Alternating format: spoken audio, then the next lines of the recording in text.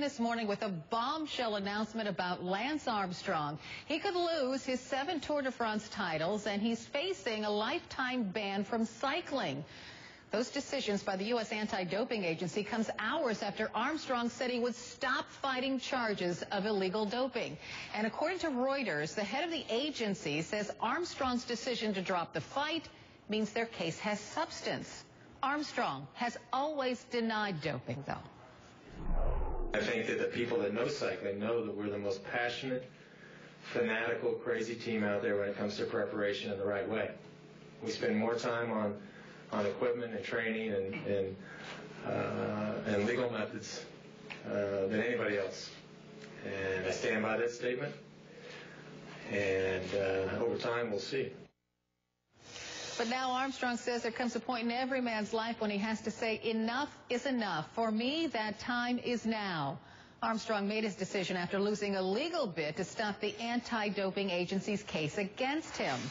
Joining us now, Peter Flax, editor-in-chief of Bicycling Magazine. Welcome, Peter. Good to be here, Carol. This is what it says on the cover of your magazine this morning. You see it there at the bottom. So why won't this decision bring the truth but not justice?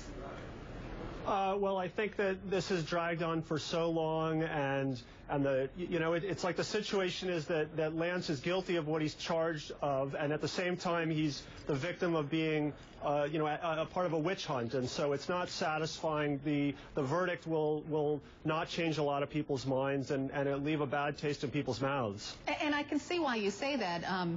The U.S. anti-doping people say they have 10 witnesses who would testify against Lance Armstrong, but he's passed every drug test he's taken, right? Yeah, there's one drug test that's in question where he actually failed the drug test and produced a doctor's note afterwards, but he passed lots and lots of tests. I think the testimony from his teammates who testified to USADA would paint a very different picture of a systematic program where he and his teammates used performance-enhancing drugs and doped. And I think in my mind, there's no question that these activities transpired. It also is true that he's the greatest cyclist of his generation and an inspiration to millions. So it's a difficult situation to process. So does this agency, do they clearly have power to take away Lance Armstrong's Tour de France wins?